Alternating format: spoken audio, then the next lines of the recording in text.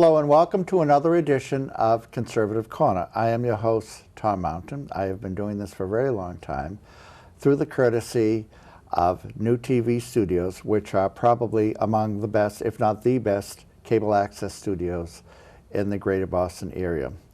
We are very happy that you're joining us at this time, and we are exceedingly happy to be here to talk about the subject which is near and dear to us, or at least those of us who were very active in the last campaign, the last three campaigns, I should say, of one Donald J. Trump. Why? Because we won. The Trump campaign won decisively, and now Donald Trump will be the president once again for the first time in a non-consecutive election since Grover Cleveland in, I believe, the 1880s. So this is really historical in more ways than one can think of. He made a really significant, probably the most historical political comeback in American political history. And we're very happy about that, to the point where you will notice that I am wearing my Trump jacket. Now, this is a generic jacket, which I have been wearing through three campaigns, but there are no years on it. It's almost as if back in 16, I had a sixth sense, or was prophetic, that I would be doing this three times. So you will not see any numbers on it. You will, however, see Mass RNC delegation, Mass New Hampshire Trump campaign. And again, we've been doing this for three times, and that's a long time. If you had told me in 16 that I would still be doing this for President Trump in 2024, I would have said why and how. But the fact is, we were here and we were back, and we won this campaign, and we were very glad to do that. Now, there were many people who participated to make our campaign a very successful one, both nationally, here in New England, and here in Massachusetts. And in this past campaign, I was very fortunate enough to have been the vice chair of coalitions for the Mass Trump campaign, which actually, I would go out on a limb and say, which actually meant the New England campaign, because we in Massachusetts really took the lead in running the Trump campaign in the New England states.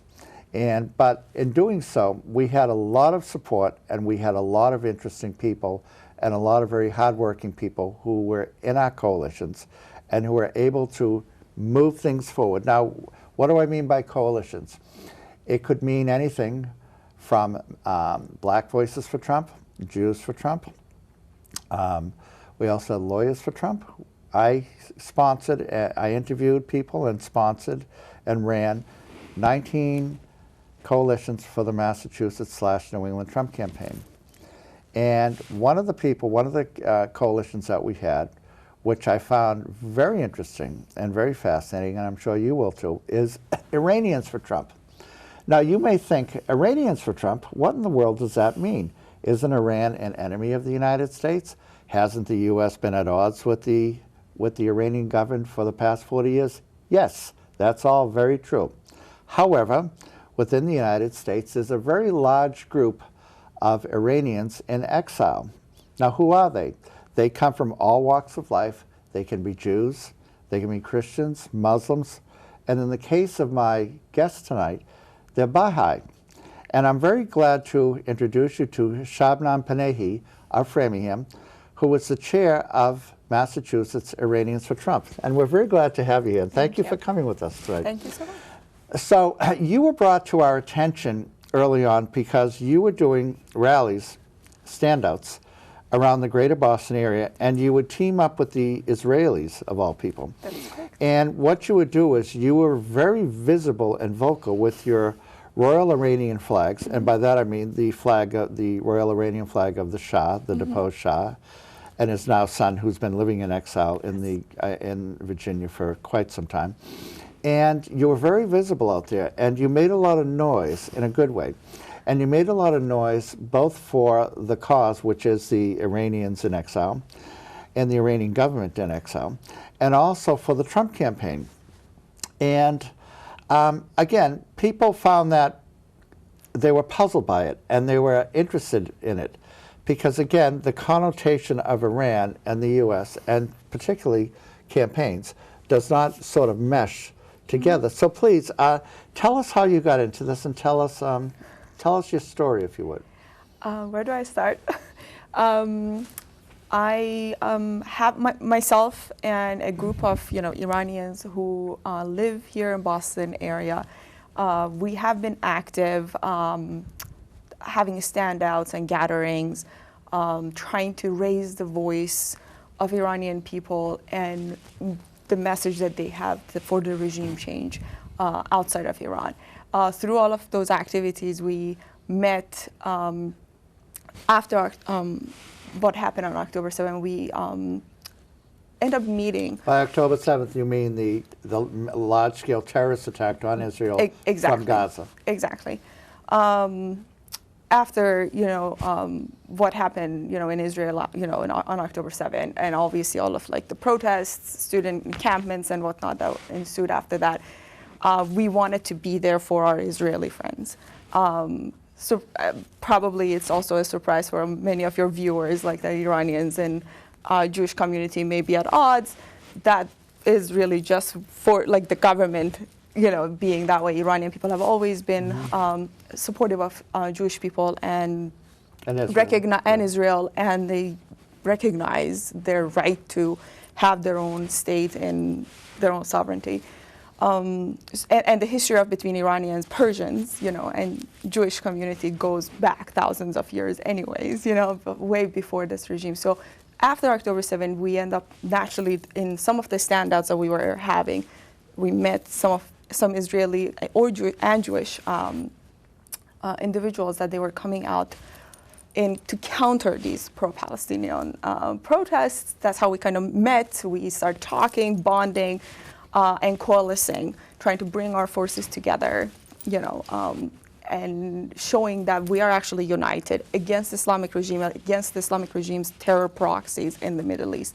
And the message was that Iranians and Jews are united for a new Middle East, which, through that, obviously, I end up meeting the chair of Jews for Trump coalition. That's Esther Faust, whom we had on the show Esther, as well. Yes, that is correct. And she basically told me, you're active and, you stand for President Trump. So why not actually have something that is more organized and more formal way of basically having these activities? And so I welcomed it. It was a challenge. I've never been necessarily a political person in that sense. But I was open for the challenge and see what we can do in Massachusetts. Obviously, we have to consider that we live here in Massachusetts. The things that we can do, the activities that we can do to bring together a bigger turnout for President Trump, obviously, is more challenging. But I was willing to kind of give that challenge, a try and see what happens. And we actually were very successsul. We had multiple standouts. That basically brought both Jews for Trump and Iranians for Trump, out, to have standouts in multiple cities, like in Brookline and Dedham, Boston, and obviously, we saw, what the result of that was in Massachusetts.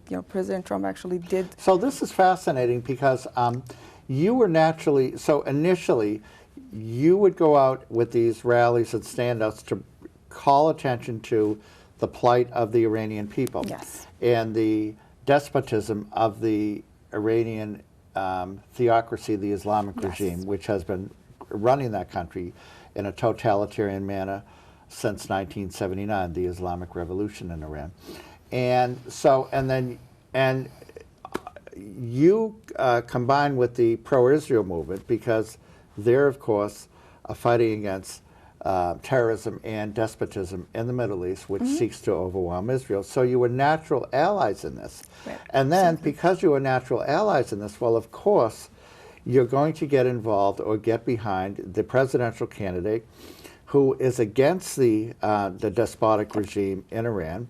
And of course, you are going to support that candidate as much as possible because, as you saw, as we all saw, the Democrat regime under Joe Biden was very much in appeasement of Iran. Absolutely. And basically initiated or reinvigorated the illegal Iranian nuclear program and sent billions upon billions back to the Iranian government so that they could shore up the Iranian government, which in turn exported terrorism throughout the Middle East, if not the world. So you being the head of an exile group, an Iranian exile group in America, of course you wanted, quote, regime change in Iran, but also in the United States, because only through Donald Trump would you see such a regime change. Absolutely. And that's how you got involved, correct? That's absolutely true, because during President Trump's first term in office, it was very obvious that he brought that regime to knees through his policies, all the sanctions that he put in place, and obviously no appeasement policies that was happening at the time. That at the time, the regime was in the brink of falling, when, like you said, the Biden regime came into office, and Biden gave the regime a new lifeline, so it was very obvious. Majority of Iranians, whether inside of Iran or outside of Iran, who are against the regime, they were not happy with the fact that President Trump was not in office in 2021.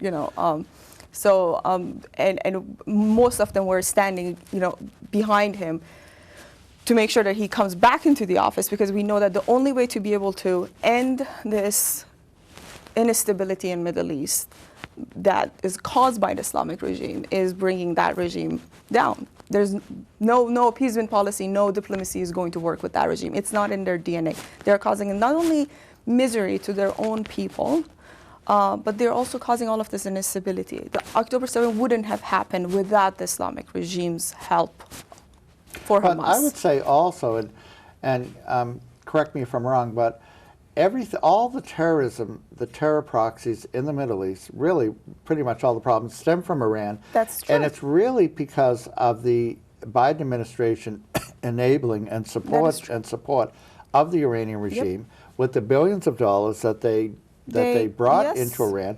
Now, with billions of dollars, they were able to fund terrorist groups as far away as South Yemen, That is correct. which was shooting ships in the Red Sea and shooting missiles into Israel. So if you take the Biden years out of the equation, and you have the continuation of the Trump administration in 2020, would you say that the Iranian regime, the theocratic Iranian regime, would be existing today? I truly believe that they would be gone by now if this gap had not happened in President Trump's presidency. It's not just an opinion. I think even like when you talk to anyone inside of Iran, friends, family, outside of Iran, all of the political analysts that Iranian political analysts, they all indicate that had Trump stayed the second term in 2020, the regime would have been gone. Now, your family fled Iran. Yes. And you're living in America. Yes. And just like the Shah's son now, Yeah. who lives in the Washington, D.C. Yes. area. So you pretty much represent the Iranians in exile and the Iranian government in exile. And also to the point where you're a generic group comprised of everyone from Christians, Muslims, Jews, and Baha'is. Now, just for the sake of our audience, tell us what the Baha'is are, or who the Baha'is are. So Baha'is are a small religion that originated in Iran about 200 years ago. They are, a small minority group. They are being persecuted by the regime. They believe, in oneness of mankind. They're very diverse in that sense, and very peaceful people. They don't necessarily get involved so much in anything that will, any sort of like political things. I mean, only just for like their civil, going and voting and whatnot. But so they really aren't they want to bring peace to the world. They believe in oneness of mankind. They're actually one of the first religions that have ever mentioned equality for women and men, which is very much in contrast to what Islam offers, And they were and so this religion was founded in Iran. Founded in Iran, yes. And you had to go not only did you have to go in exile out of Iran because of your religion and also because of the oppressive nature of the government, but the whole religion did, didn't it? So many Baha'is actually fled Iran after the 1979 revolution. Actually, in fact, initially, they would not even issue birth certificates or passports to people who were Baha'is in Iran. So many people were kind of stuck, or they would escape Iran through borders, without passport, essentially, and then they will claim asylum in a third country. When we left, finally, the government was like, oh, why have we not been giving them passports? Let's just give them passport and they will just all leave. So now many people after, my family were one of the very initial people that got passports. We escaped, we went to Turkey, claimed asylum, and then our case was picked up through, by the United States U.S. gave us refuge here. So many people escaped after that. There's very small community of Baha'is now left in there, and the ones that are left there, they are under so much pressure. You almost hear on a daily basis that they get arrested for no reason other than just practicing their own faith in their own house, having their own children classes and whatnot. And the Baha'is moved their headquarters to Haifa, Israel. Haifa, Israel. Yes. I've been there. I've seen that. It's beautiful. It's really a magnificent shrine, religious. What do you call the temples? Yes, Baha'i Gardens. The Baha'i Gardens. I remember it well. And Haifa's a gorgeous city. It's similar to San Francisco in the United States. So I've been there. So the whole headquarters and the main shrines have moved to, of all places, Israel. Because why? Because Israel is really the main tolerant nation in the Middle East, which welcomes everyone. And Israel's very fascinating in that.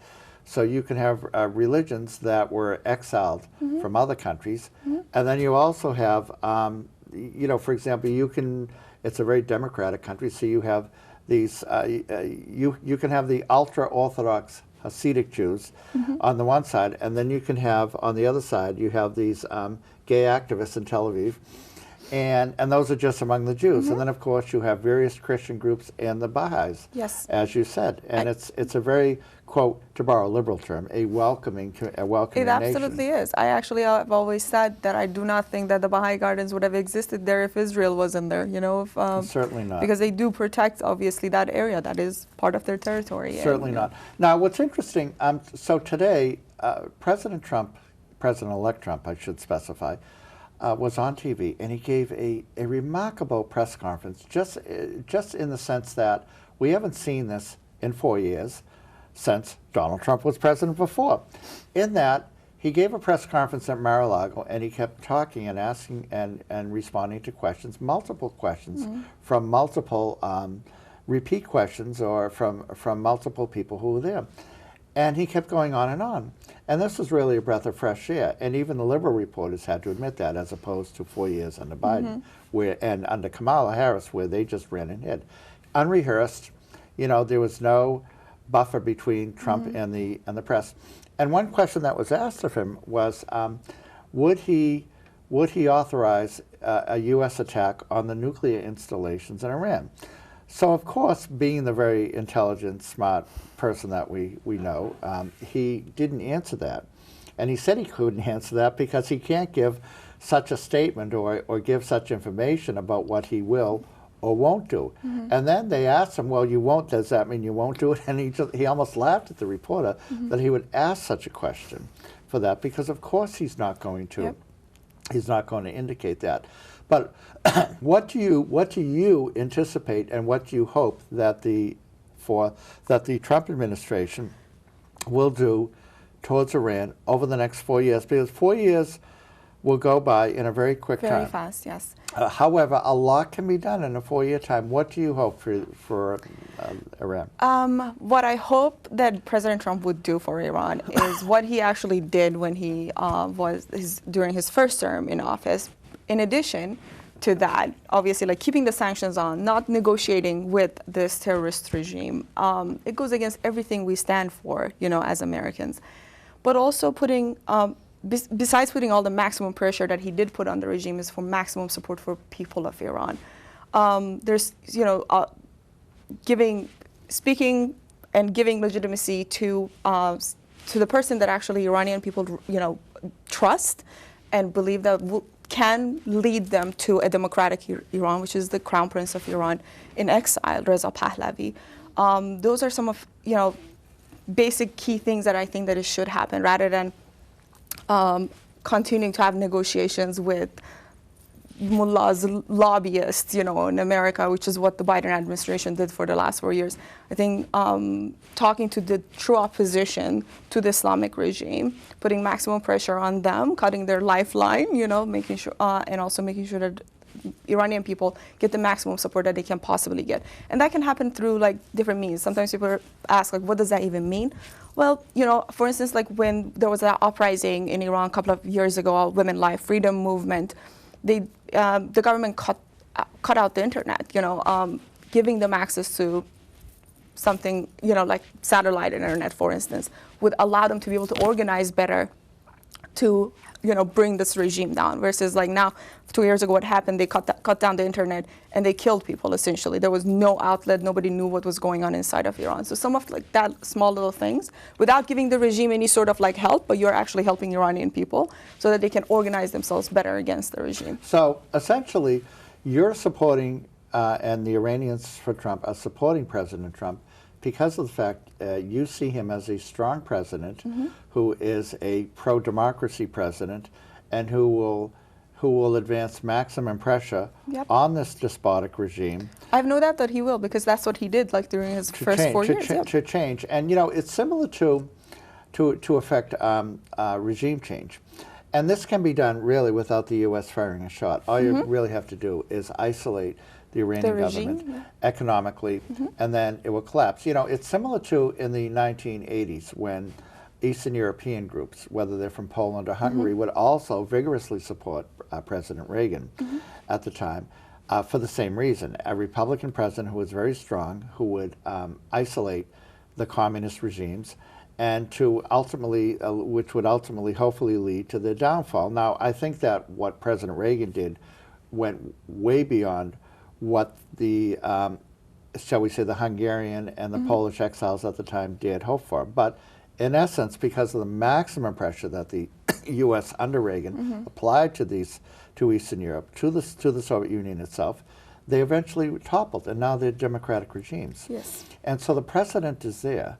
And obviously we have less of a worldwide problem with that. Communism, aside from communist China, I shouldn't say it's dead, because communist China is well over 1 billion people. That's a problem. But nevertheless, with one country like Iran, this can be done. If the right forces come together and the right regime under the right president is there to maximize the pressure against Iran, and of course that is President Trump, who is the pro-democracy president. If you think of the alternative of what would have happened if the continuation of the Biden administration under Kamala Harris stayed in power, you would have had in Iran with nuclear capabilities to launch, to develop, to finalize nuclear weapons and to give them a launch capability where they could be sent anywhere. And this was really, I think, insanity, because Iran was and still is a major threat to the world. Not just Israel, but if they get the nuclear capability, the ballistic missile capability, then they would attack first the little Satan, which is Israel, then the big Satan, which is the United States. And and I read somewhere where the Iranian regime, Iran is what, a country of about 50 million? 80 million, actually. 80 million. Okay, they would be willing to sacrifice half of their population, 40 million people, just so they could eliminate the 7 million country of Israel, just so they could do that. This is crazy. This is fanaticism. This is almost worse than the Japanese kamikaze mindset in World War II, and they eventually, of course, surrendered. Yeah, I mean, that regime does not represent people of Iran. They don't care for the life of people of Iran, essentially. In fact, actually, I don't know if you probably know, what was interesting when there was the tension back and forth between Israel and the Islamic regime a few months ago with the missiles. Iranian people actually trusted the Israeli government more than the Islamic regime. You could see in social media where there are people talking about, hey, do not worry, we are not the target. It's the regime's strategic spots, military spots that are the target. They're not going to harm us. And that happened. People actually trusted that Israel will not actually intentionally try to harm people of Iran, but rather is trying to weaken the regime. And they were in support of it. Yes. The regime in Iran is willing to do anything to destroy Israel, and then they're not going to stop with Israel, with Jewish people. They want to take over the West. Essentially, they want to spread that ideology. My mother-in-law is from. Are you from Tehran? I'm not from Tehran. I'm from actually Azerbaijan, but I did live in Tehran for a good. My mother-in-law is from Tehran, Iran. She speaks Farsi, Persian. And so a lot of my in-laws are from there. So I got to know basic words in Farsi. Haleshima Mama June, which means hello, how are you? And Mama June means sweetie pie, whatever. And you say that to kids or family members or people that you like. And so I'm familiar with the Persian Iranian culture. And one thing that they always say is that Iran was a very tolerant, secular society. Everyone got along, and the women did not have to wear the headpieces, and there was no secret police to make sure that you dressed a certain way and that you're acting a certain way. We had female judges. Yeah, it was lawyers. a very secular environment. And I've heard that, like, my in-laws used to travel back and forth from Iran to Israel. And it was a very free and open society. Yes. And then, under Jimmy Carter, one of the worst presidents of the 20th century, he abandoned the Shah. And by abandoning the Shah, a much worse despotic regime took over, which are the mullahs. Yep. And they've been with us ever since, for I believe going on, 40 to 50 years. Yeah, 46 and years. it's time for that regime to end. It really is. And in the last 2 minutes that we have here, and like I said before, 30 minutes goes by fast. Tell us what you'd like to let us know about the future of Iran under a President Trump administration, and what you would like. What would you like to see 4 years from now? Picture this: we're in 2028, 29. What do you want to see? 4 years from now, I wish to be able to see a free Iran, free democratic Iran. The Islamic regime is gone. There's peace in Middle East, finally. It is possible, and we don't need to go into war for that to happen. I think there are ways to do it without having to necessarily engage in a war. Iranian people are not enemies of Israel or Jewish people or Americans. We are friendly people. Many of us are successful people. We want peace. We want to be able to have relationship with the international community. The way Iran has been isolated is unfortunate, and I want to be able to kind of see that. And I remember what impressed me most about your rallies. You would be there with your Royal Iranian flags, Israeli flags, and American flags. And you made a very good impression, I would say, very good impression. And I hope to see you at the presidential inauguration of President Trump, which is next month at this time. So thank you for being here. We really appreciate that you came. And you must come again, and we'll have updates on what is happening in Iran. And I think that things are going to happen very fast. I hope so too. With Iran, and wonderful things are going to happen because we have a new president.